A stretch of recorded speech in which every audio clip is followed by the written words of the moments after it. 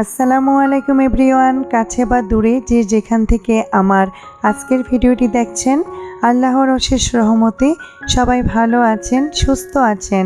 ডেইজিস lifestyle channel থেকে আমি daisy Narsingdi থেকে বলছি। আমিও আমার দুই ছানাপোনাকে নিয়ে আলহামদুলিল্লাহ ভালো আছি, সুস্থ আছি।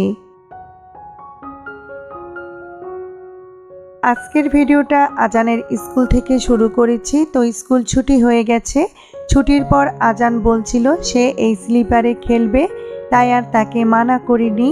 দুই একবার খেলে তারপর আমরা মা ছেলে বাসায় এসে পড়ি। অনেকে হয়তো জানেন আমি স্কুলে জব করি, কিন্তু আপনাদের এটা বলা হয়নি। আমি গত বছর 30শে ডিসেম্বর আমার স্কুলের চাকরিটা ছেড়ে দিয়েছি। তো কেন ছেড়ে দিয়েছি সবটাই আপনাদের বলছি। তো এরই মধ্যে আমি বাসায় চলে এসেছি, আর এই যে দুপুরে রান্না করে নিব, তার জন্য রান্নার আয়োজন করে নিচ্ছি। তো আমার এই হ্যান্ড চপার মেশিনটা খুব কাজের। তো এই যে পেঁয়াজগুলো বড় করে কেটে তারপর এই চপার মেশিনে চপ করে নিয়েছি। আজকের ভিডিওটা আমি সাজিয়েছি দুপুরে রান্না, আর তার সাথে রান্নাঘরটা ডিপ ক্লিন করেছি, সেটার কিছু অংশ আপনাদের মাঝে শেয়ার করেছি। তার সাথে আমার গল্প তো আছেই। তো যারা এই মুহূর্ত থেকে আমার আজকের ভিডিওটি দেখছেন, তারা প্লিজ একটি লাইক দিয়ে আমার পুরো ভিডিওটি কন্টিনিউ করবেন।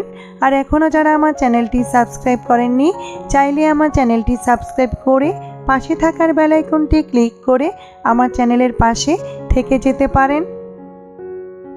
জীবনের একটা সময় আসে যখন আমরা আমাদেরকে নিয়ে না, আমাদের সন্তানদের ভবিষ্যৎ নিয়ে চিন্তা করি। তো তেমনি আমার দুই ছানাপোনার কথা ভেবে আমি আমার স্কুলের চাকরিটা ছেড়ে দিয়েছি। যেহেতু আমার মেয়ে আলহামদুলিল্লাহ এবার ক্লাস 10-এ। তো সামনে বছর আল্লাহ যদি চান আমার মেয়ে এসএসসি পরীক্ষা দিবে। তো মেয়ের কথা ভেবে পাশাপাশি আজানকে যেহেতু এবছর স্কুলে দিয়েছি, আর স্কুলটা আমার বাসার পাশে, তাই ওদের আনা নেওয়ার জন্য আমার স্কুলের চাকরিটা ছেড়ে দিয়েছি। তো আমি যে স্কুলে আগে চাকরি করতাম সেটা আমার বাসা থেকে অনেকটাই দূরে। তো এতদিন মনে একটা স্বপ্ন নিয়ে ওই স্কুলে চাকরি করেছি যে আজানকে NKM স্কুলে ভর্তি করাতে পারবো। তো দুর্ভাগ্যবশত আমার ছেলেকে ওই স্কুলে ভর্তি করাতে পারিনি। তাই ভাবলাম শুধু শুধু এত দূর ওই সাইডে আমার থাকা উচিত হবে না, তাই চাকরিটা ছেড়ে দিয়েছি। তবে এই দিকে আশেপাশে চেষ্টা করছি অন্য স্কুলে মুভ করতে। যদি হয় তাহলে আলহামদুলিল্লাহ, আর না হলেও কোনো সমস্যা নেই। তাছাড়া দেখা গেছে আমার মেয়ের সামনে এসএসসি পরীক্ষা। তো এখন যতটা পাশে থেকে মেয়েকে সময় দেওয়া যায় সেই চেষ্টাই করছি। আমি চাই না আমার কারণে আমার মেয়ের কোনো সমস্যা হোক বা কারো কাছে শুনতে হয় আমার চাকরির কারণে আমি আমার মেয়েকে কেয়ার করতে পারিনি। তো আমরা সব বাবা মাই ছেলে মেয়েদের দায়িত্বের দিক থেকে আপ্রাণ চেষ্টা করে যাই। তো আমিও সেই দিক থেকে কোনো অংশে কম নই। তো এই দিক থেকে আমি আপনাদের সাথে গল্প করতে করতে দুপুরের রান্না অনেকটাই করে নিয়েছি। তো আজকে দুপুরের জন্য আমি উচ্ছে ভাজি আর সিম আলু টমেটো দিয়ে মাছের ঝোল রান্না করে নিয়েছি। শীতের সময় আসলে আমার কাছে খুব ভালো লাগে, তার একটাই কারণ রং বেরঙের সবজির সিজন থাকে। আর শীতের সবজি দিয়ে তরকারি যেভাবেই রান্না করি না কেন আমার কাছে খুব ভালো লাগে। তো এইদিকে মাছের ঝোল রান্না হয়ে গেছে। তো অনেকে হয়তো ভাবছেন আমি এত বড় বড় করে কেটে ধনেপাতা তরকারিতে দেই কেন। আসলে ধনেপাতা যদি কুচি কুচি করে কেটে দেই তাহলে তরকারির সাথে একদমই মিশে যায়। আর আমার কাছে ধনেপাতা একটু বড় বড় করে তরকারিতে দিয়ে দেখতে খুবই ভালো লাগে। মনে হয় লাল ঝোলের উপরে সবুজের একটা আবরণ। তো রান্না করার আগে আমি কিছু কাপড় ভিজিয়েছিলাম, তো সেগুলো ধুয়ে ছাদে দিয়েছি। আর রান্নার সময় সিঙ্কে অনেক কিছু জমে গেছে, এখন এগুলো ধুয়ে নিচ্ছি। পাশাপাশি আমার কিচেনটাকেও আজকে ডিপ ক্লিন করে নিয়েছি। অনেক দিন ধরে সময় পাচ্ছি না কিচেনটাকে ক্লিন করে নিতে। তো কিচেনের একপাশে আমি কিছু চামচ ছুরি রেখেছিলাম, সেগুলো কেমন জানি তেলে চেটচেটে হয়ে গেছে। তো সেগুলো ধুয়ে নিয়েছি। পাশাপাশি আমার চুলার আশপাশ আর আমি যে কফি কর্নার মানে চায়ের কর্নার বানিয়েছিলাম সেটাও সুন্দরভাবে পরিষ্কার করে নিয়েছি।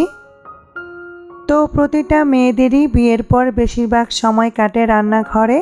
তো রান্নাঘর যদি পরিপাটি সাজানো গুছানো থাকে তাহলে সেখানে রান্না করতে ভালো লাগে আর রান্নাঘর দেখতেও ভালো লাগে। শীতের সময় যেহেতু বৃষ্টি হয় না, তাই যতই জিনিসপত্র পরিষ্কার করে রাখি না কেন ধুলোবালি জমেই থাকে। তো আমি আমার কিচেন র্যাকের উপর যে মশলার কাঠের জারগুলো রেখেছি সেগুলো আমি মুছে নিয়েছি। পাশাপাশি কাউন্টার টপের উপর যে মশলার জারটা রেখেছি সেটাও আমি পরিষ্কার করে নিয়েছিলাম। অনেক আপুরাই আমার এই মশলার কাচের জারের সেটটা খুব পছন্দ করেছেন। তো বিশ্বাস করবেন কিনা জানি না, আমার এই রান্নাঘরটা খুব শখের। তাই আমার এই রান্নাঘরের পুরান থেকে যত নতুন জিনিস আছে সবটাই আমার কাছে খুব শখের। তো আমি যখন ভয়েস দিচ্ছিলাম অনেকবার আমার গলাটা ভেঙে ভেঙে আসছিল। তো সবাই আমার ভাঙা ভয়েসটা ইগনোর করে পুরো ভিডিওটা দেখে নেবেন। তো সব কিছুই যেহেতু মুছে পরিষ্কার করে নিয়েছি, তাহলে আমার এই গাছগুলো কি দোষ করলো, তাই আমার এই গাছগুলোকেও আমি গোসল করিয়ে দিয়েছি। তো আমি কিন্তু তেমন গাছের যত্ন করতে পারি না, তারপরও চেষ্টা করি গাছের যত্ন নিতে। তো শীতের সময় গাছের যতই যত্ন করি না কেন আমরা, গাছের কালার কিন্তু একটা ফ্যাকাশের মতো হয়ে যায়। তো অনেক দিন ধরে ভাবছি একটা প্লেট বাটি চামচ রাখার জন্য বড় ধরনের ঝুড়ি কিনবো, যেটাতে প্লেট বাটি ধুয়ে পানি ঝরানো যাবে। তো অনলাইনে বা দারাজে দেখলাম এগুলো অনেকটাই দাম। তো আমার স্টোর রুমে এই র্যাকটা ছিল, তবে র্যাকটা ছিল আজানের। আজান যখন ছোট ছিল এই প্লাস্টিকের র্যাকে কাপড় কাঁথা তার প্রয়োজনীয় সামগ্রী রেখে দিতাম। তো এই রেকের কয়েকটা অংশ আমি আমার হাঁড়ি পাতিল রাখি, আর এটা দেখি স্টোর রুমে পড়ে আছে, তো সেটাই এখন বুদ্ধি করে কাজে লাগিয়েছি। তো এরই মধ্যে এই র্যাকটা আমি ভালো করে পরিষ্কার করে ধুয়ে নিয়েছি, আর এটাতেই এখন থেকে প্লেট বাটি ধুয়ে পানি ঝরিয়ে নিব। আর এরই মধ্যে কিন্তু আমার কিচেনটাকে ডিপ ক্লিন করে সব কিছু আগের মতো গুছিয়ে নিয়েছি। তো এই ছিল আমার আজকের ভিডিও। তো আমার আজকের ভিডিও আপনাদের কাছে কেমন লেগেছে অবশ্যই কমেন্টস করে জানাবেন। তো আজকের মতো এখানেই বিদায় নিচ্ছি। সবাই ভালো থাকবেন, সুস্থ থাকবেন। আল্লাহ হাফেজ।